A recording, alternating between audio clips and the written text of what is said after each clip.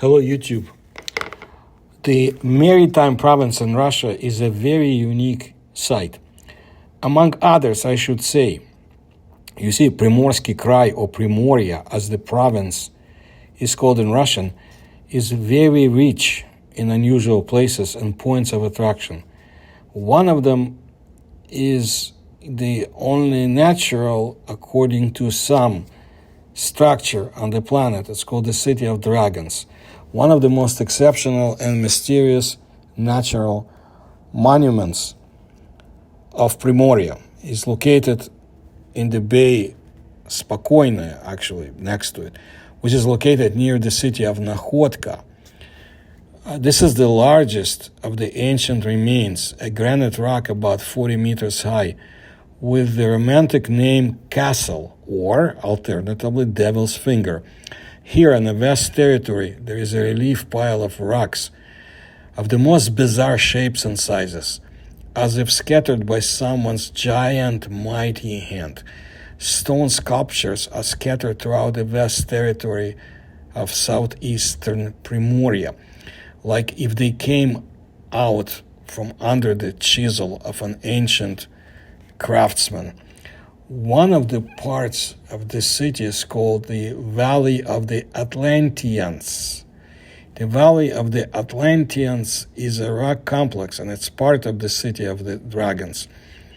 There are huge blocks of stone, megaliths, of the most bizarre shapes.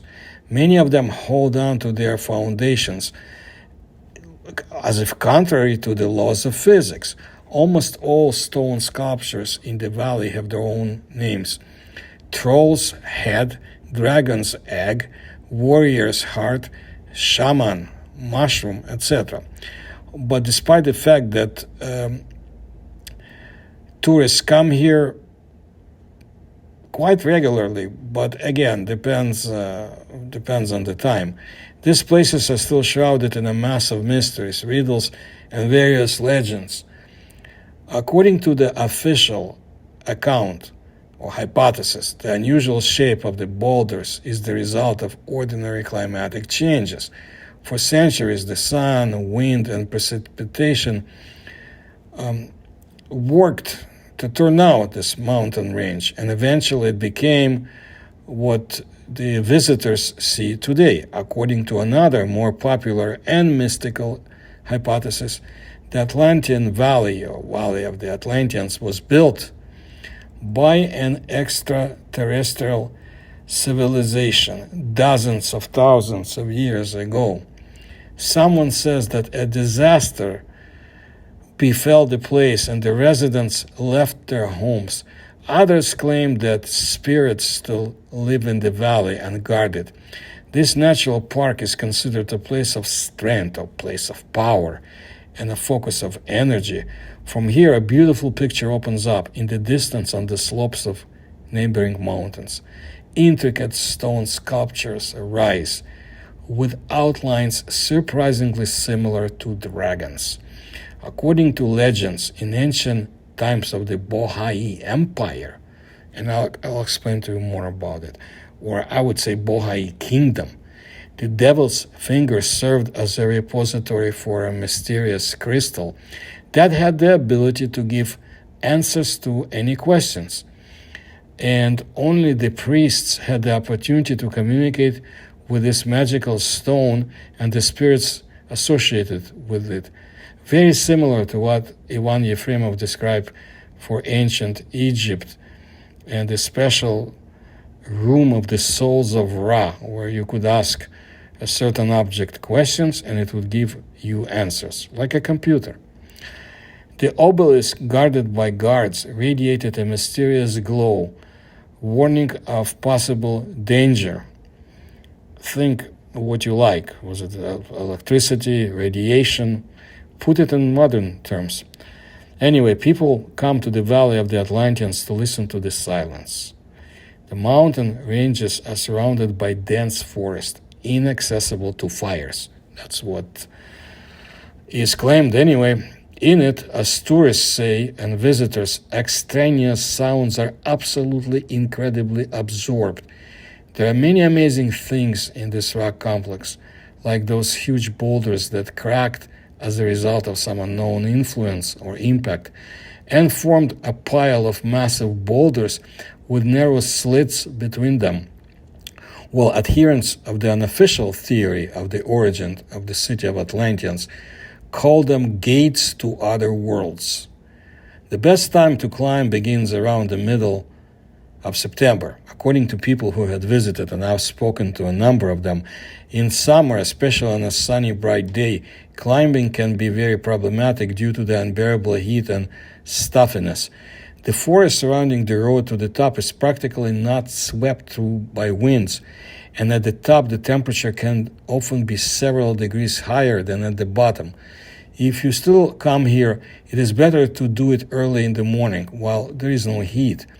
In spring or at the very beginning of summer, it is also comfortable to climb, but the surrounding nature has not yet completely blossomed with the greenery of summer colors, and therefore the views from above are mostly gray and not as bright as in the middle of summer. One of the most inspiring places at the top of the complex is the so-called balcony. This place is called a balcony because of a stone slab as high as an ordinary balcony on which you can naturally lean while standing tall. Immediately behind the slab, the balcony, there is a sharp stone cliff directly to the foot of the valley. Standing here, one feels time truly seems to freeze. That's what was described. And people begin to feel all the greatness of these places.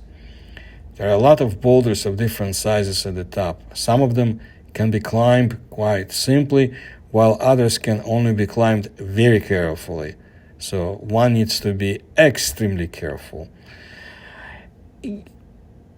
I was told that the tourists really don't come there very often. Basically, of course, in the summertime, vacationers come from nearby recreation centers and so forth. At other times of the year, it is very sparsely populated. The mountain ranges are surrounded by a dense forest, like I said, and it's incredible that there is almost no sound coming from there. Okay, now let me tell you about the Bohai Kingdom. The Bohai state is the first early state formation in the Far East. It included the lands of the Primoria, Manchuria, and North Korea. The state was founded by Sumo Moai tribes, which were distinguished by developed agriculture and cattle breeding. The impetus for the unification of the Moa tribes was the constant military pressure from the neighbors, the Turks, the Korean kingdom of Goguryeo, and later the Chinese empire of Tang. In 698, the united Moa tribes, led by Da Zhozhong, proclaimed the formation of the Zhen state, which was under the formal control of the Tang Empire. In 713, it was renamed to the state of Bohai, under which it became known in history.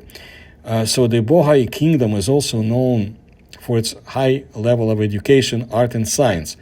It had its own scientists, poets, philosophers.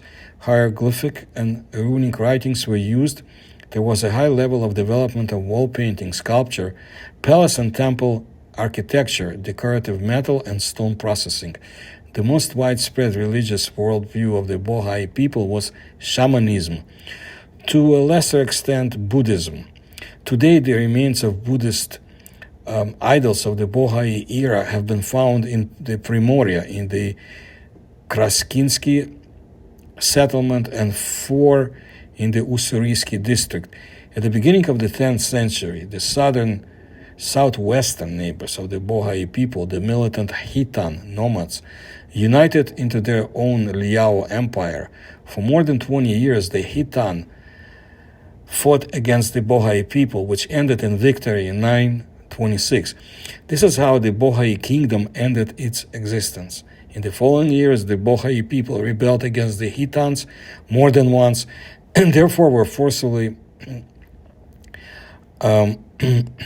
resettled to other lands.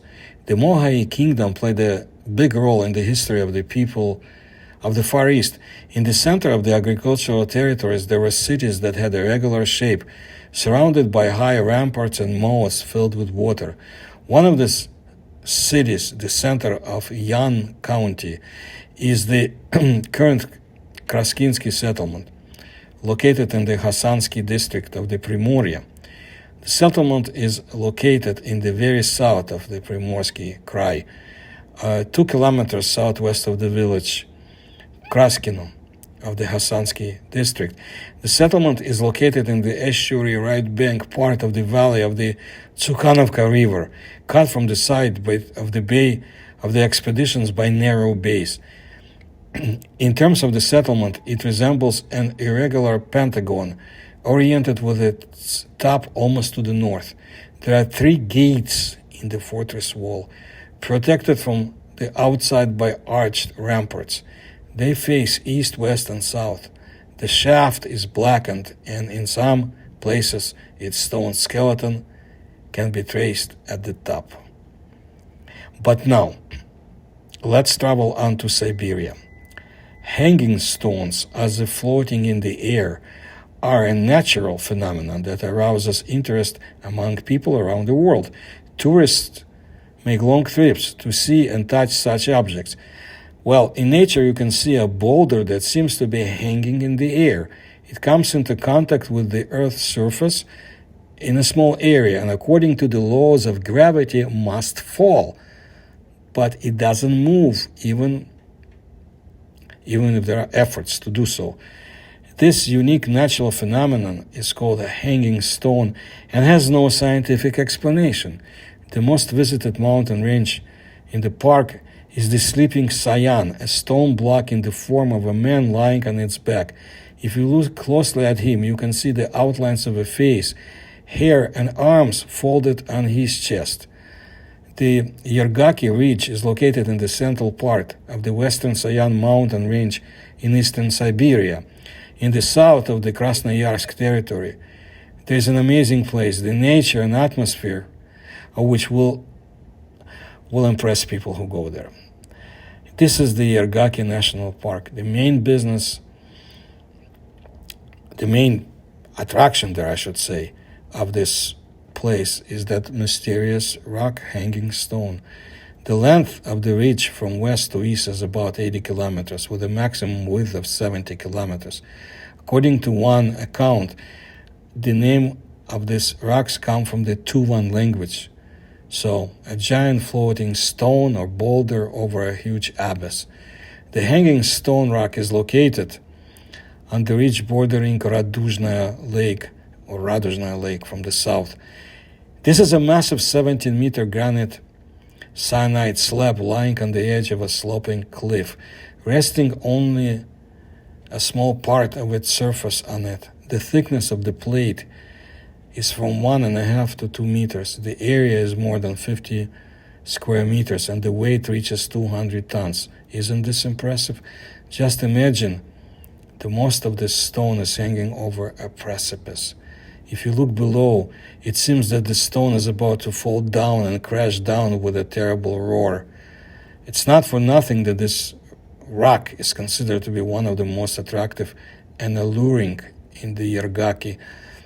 In good weather, they say this stone is perfectly visible even from the road.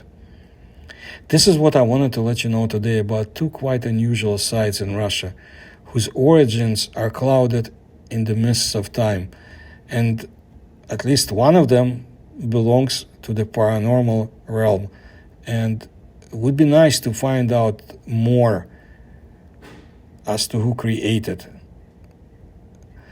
this very unusual phenomenon in the Valley of the Atlanteans.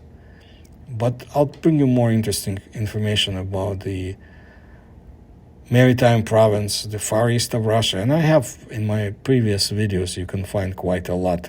And if you like my research, please support me through the links you will find in the description to this video. Please tell others about my channel and my research. Please like my videos. Thank you for your support.